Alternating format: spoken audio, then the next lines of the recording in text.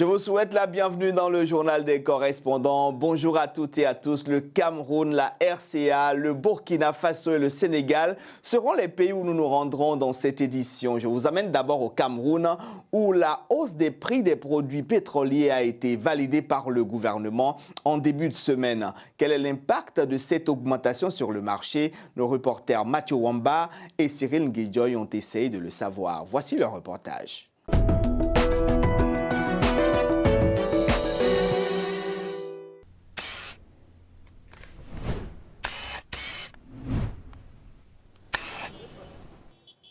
Avec une hausse de carburant de 100 francs à la pompe pour le super et 145 francs pour le gasoil, une certaine frilosité s'est emparée des Camerounais. Ça me fait mal, surtout. Puisque depuis qu'on a fait l'augmentation du carburant, j'ai pitié de mes étudiants là, parce que tu vois un enfant qui sort de Mondon chaque jour, même à 250, il ne s'en sort pas. Maintenant, quand on augmente au prix, on ne sait pas comment les enfants vont se comporter maintenant. La population accuse le coup, certes, parce que cette mesure est consécutive à un phénomène mondial auquel le Cameroun n'en est pas exempt, mais la réalité reste tout autre. Bon, je pense que dans les prochains jours, il va falloir qu'entre l'État et nous, qu'on essaye de voir dans quelle mesure on pourra augmenter un peu le prix du transport, afin que nous puissions nous en sortir. Vous voyez que par le passé, on achetait le prix du litre à la pompe à 575. Maintenant, il est à 720 francs le gasoil. Vous voyez que si on reste statique dans le prix homologué tel qu'il est prévu à 250 par le passé, nous ne pourrons pas nous en sortir sans oublier de garer nos véhicules. Si ce n'est pas une surprise parce que le chef de l'État du Cameroun, son Excellence Paul Biya, dans son adresse de fin d'année à la nation s'en était expliqué, les conséquences de cette augmentation de l'essence se feront le plus sentir dans le transport interurbain et d'autres secteurs névralgiques de la société. Il faut seulement que, n'est-ce pas, les moyens d'accompagnement se suivent, parce que si jamais il y a augmentation du prix de carburant et que nous les transporteurs, comme je vous parle actuellement, nous n'avons pas encore augmenté le tarif, il faut également que l'État vraiment prenne acte de cela. Les prix des denrées alimentaires, déjà en hausse depuis 2022, pourraient davantage flamber au détriment du petit peuple qui reste accroché à son chef de l'État. Tout ce que je peux proposer et demander à notre président, c'est que, il faut qu'il revoie encore cette affaire-là. Cette situation-là, c'est grave. S'il peut encore rectifier, réfléchir encore de nouveau par rapport à l'autre là, vraiment. L'année 2023 s'annonce donc ardue pour la population camerounaise qui devra redoubler d'ardeur au travail, rester résilient même si le gouvernement est toujours à ses côtés en subventionnant certains secteurs clés de l'économie.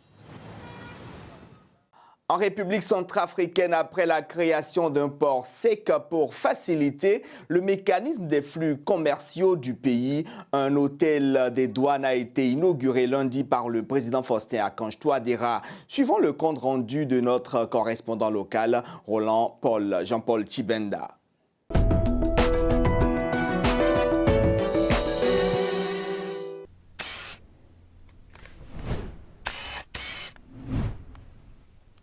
L'hôtel des douanes, un imposant édifice qui est la suite logique des stratégies de renforcement et de restructuration des infrastructures socio-économiques du pays par les autorités de l'État.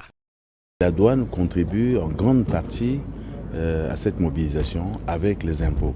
Et si vous voyez, je crois que dans le discours du ministre, il vous a brossé tout ce qui est en train d'être fait pour améliorer les conditions du travail des douaniers et aussi des procédures technologiques pour la collecte de ces recettes et pour les orienter vers le trésor. Ce qui est véritablement recherché ici à travers cet immeuble, c'est la valorisation des services de la douane pour aider à la mobilisation des recettes de l'État et au renforcement du capital humain. Toutes ces infrastructures vont aider à la mobilisation des recettes. Mais il y a aussi le travail à faire au niveau du capital humain, former des douaniers compétents et en grand nombre pour couvrir l'ensemble du pays parce que à travers différentes de nos frontières, il y a des actes douaniers à poser. Notamment sur le cours d'eau. Et vous voyez, nous sommes en train de travailler sur le corridor 13 pour ouvrir la voie à partir de Brazzaville en direction de Bangui. Là aussi, c'est des activités à mener pour mobiliser des ressources à ce niveau. Cet hôtel des douanes est une grande première en la matière depuis 1960 en République centrafricaine. Et il arrive à point nommé mieux faire optimiser les performances des services douaniers. Cet immeuble que nous inaugurons est un chef-d'œuvre ultramoderne et futuriste, car sa réalisation tient compte de la concentration des technologies et est respectueux des normes de qualité et de sécurité. C'est un bâtiment R+3, comprenant plus de 40 pièces, dont une salle de conférence multimédia ultramoderne d'une capacité de 200 places assises, capable d'abriter les conférences, séminaires et colloques de dimension internationale. Il est important de préciser que cette salle de conférence porte le nom de son Excellence, le professeur Faustin Archange Touadéra, président de la République, chef de l'État. Point n'est besoin de douter de l'engagement fort du chef de l'État centrafricain à transcender tous les obstacles pour que la République centrafricaine, hier moribonde, retrouve progressivement une santé de fer qui lui permettra d'atteindre son objectif de relèvement socio-économique. Il fait partie des sites touristiques les plus visités du Sénégal. Mais depuis quelques mois, le lac Retba, connu pour son légendaire éclat rose, est en train de perdre de sa superbe et attire de moins en moins de touristes. Changements climatiques et activités humaines sont les principales causes de ce déclin qui ne semble pas émouvoir grand nombre. Plus d'explications à travers ce reportage de notre correspondant Igor Couton.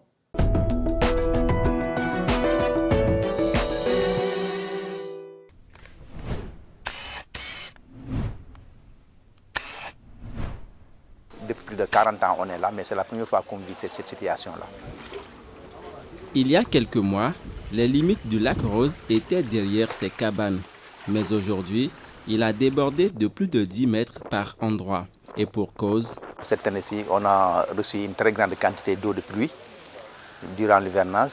Donc c'est cette quantité qui a rempli ce lac et qui a amené ce phénomène qu'on vit aujourd'hui.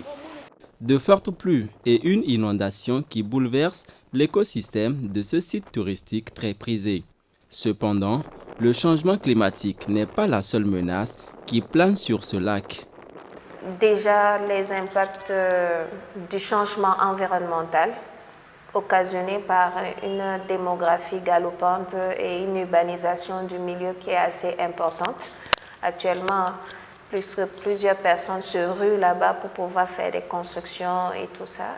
L'aménagement urbain, déjà, c'est une menace pour un écosystème de toute façon parce que les aménagements obstruent le cycle naturel de la zone. Un ensemble de facteurs qui fait perdre au lac Retba son éclat rose qui fait sa renommée.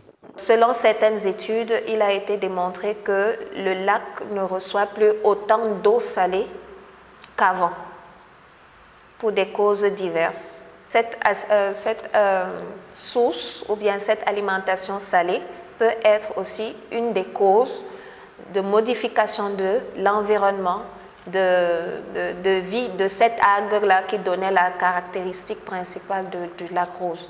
Pour l'environnementaliste, la sauvegarde de ce patrimoine passe entre autres par la reconnexion du lac avec sa source d'eau salée.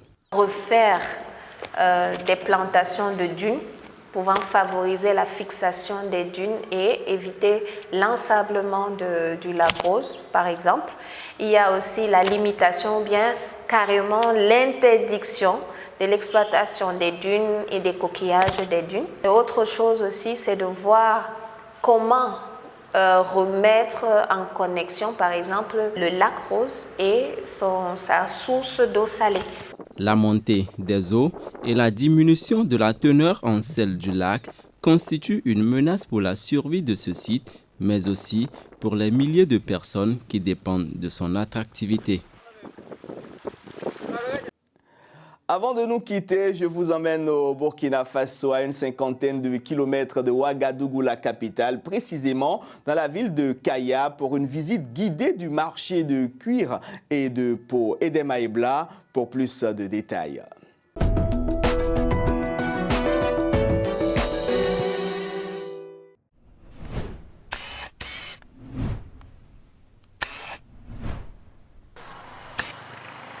Située à une 50aine de kilomètres de Ouagadougou dans la région du centre-nord, Kaya est la capitale des cuirs et peaux du Burkina. Entre Kaya et les cuirs, c'est une longue histoire. Au centre de la ville, proche du marché, une petite hall couverte entièrement consacrée aux artisans du cuir expose à la vente de nombreux objets confectionnés à partir des peaux. On y trouve surtout des sandales en cuir de tous les styles et de toutes les couleurs. J'ai commencé ça depuis. Voilà, c'est mon papa qui a travaillé ça. Maintenant, moi j'ai remplacé le papa là. Bon, ça vaut 15 ans comme ça que je suis ici. Le différent prix là, ça commence. Il y a tout. Il y a pour 750, il y a pour 1000 francs, pour 15 000. Donc, il y a tout. Voilà, ça dépend des marchandises là, quoi. Le travail là, ça nourrit beaucoup. Parce que dans ce travail, j'ai fait beaucoup de choses ici. Voilà, donc le travail là, ça va. Nous sommes des vendeurs de sacs en cuir. Voilà, dans le rôle des artisans. Oui. Quels sont les différents articles que vous vendez? Oui, les différents articles que nous vendons, les sentiers, les sacs pour les dames, pour les hommes avec les soucis. La plupart des articles sont en peau de chèvre ou de bœuf, mais le crocodile et le chameau sont également très appréciés pour leur peau. Les sandales en chameau, plus onéreuses, ont cependant la réputation d'être très résistantes. Je suis habitué aux objets en cuir car ce sont des objets de qualité qu'on retrouve dans ce marché à moindre coût. Et ces objets en cuir peuvent faire plus de 10 ans sans se détériorer. J'invite tous les visiteurs à passer dans le marché des cuirs, faire un tour, comme moi. Le nombre de visiteurs et clients ne cesse de s'accroître au marché des cuirs et peaux de Kaya, mais l'instabilité du pays inquiète plus d'un. Le marché là, c'est trop bon.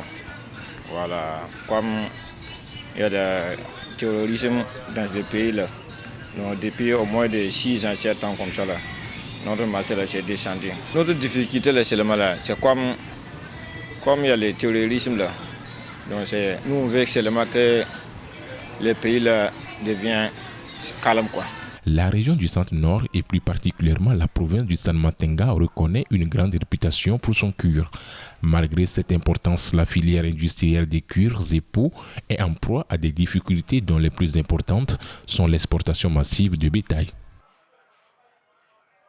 Fin de cette édition du Journal des correspondants. Merci pour votre attention. À la semaine prochaine pour un autre numéro. Au revoir.